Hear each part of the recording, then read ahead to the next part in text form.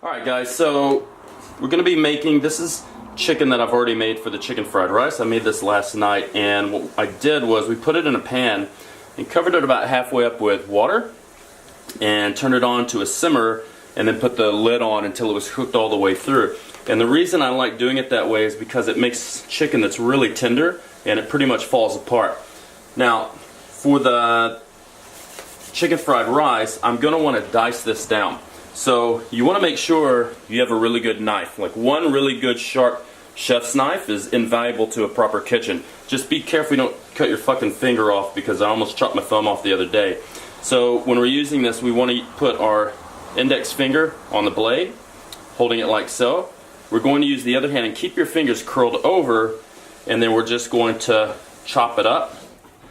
And it doesn't have to be super small, but I want it to be able to break up in the pan while everything is cooking.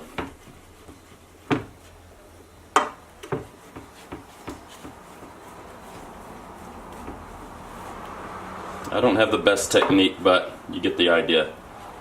You don't have to do this if you like big chunky chicken, but I like all the flavors to be able to get into the chicken, and so I want the chicken pieces to be relatively small. We cook it beforehand because basically we're going to put the rice, the chicken, and the veggies in a pan, and all we need to do is heat it up together with a little soy sauce or tamari sauce. Depends if you're gluten-free or not.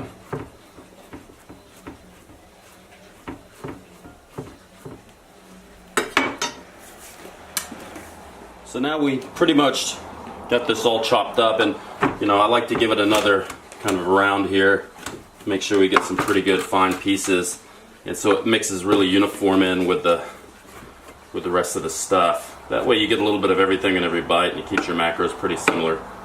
Alright, so we're going to be using egg to fold into the mixture once we start cooking it. Now, I'm fairly low fat right now, so I'm not going to use the yolk. I'm going to give the yolk to Daisy.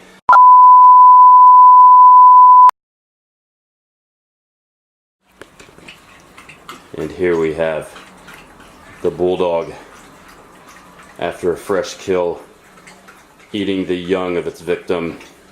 This is one of the highlights of her day when she gets fed food like this.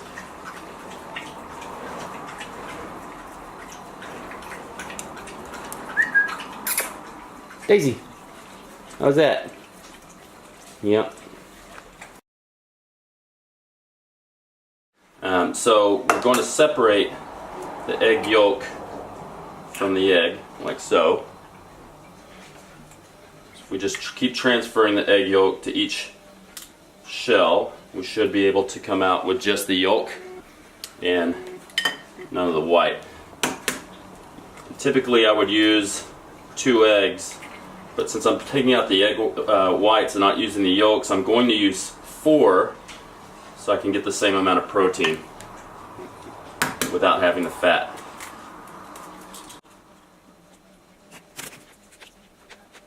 Alright, super simple. Super simple snot. High protein snot.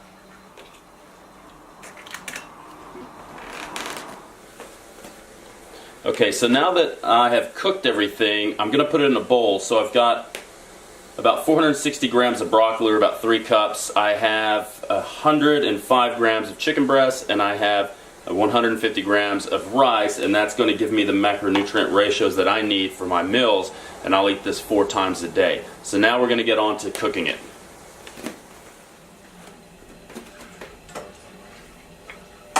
So now what we've done is, in our pan we've put about a teaspoon or so of olive oil. We don't need a lot of oil because the ingredients are going to carry a little bit of water with them, so they shouldn't stick to the pan. I'm going to drop in the broccoli.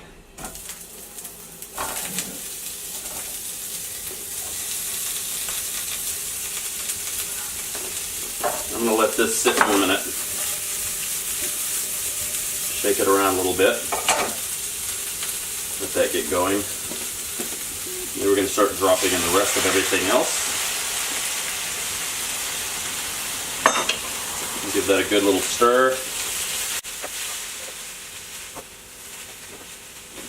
I'm going to add some soy sauce or tamari. Just a few teaspoons, maybe a couple of tablespoons, that's all you really need. Move that around. It's just to give it a little more flavor. Your dieting, flavor is everything. Flavor and volume. And lastly, we're going to take our egg whites that we separated earlier. We're going to pour that in, and then we're just going to mix it all together and let it cook down and heat up, and we should be ready to roll.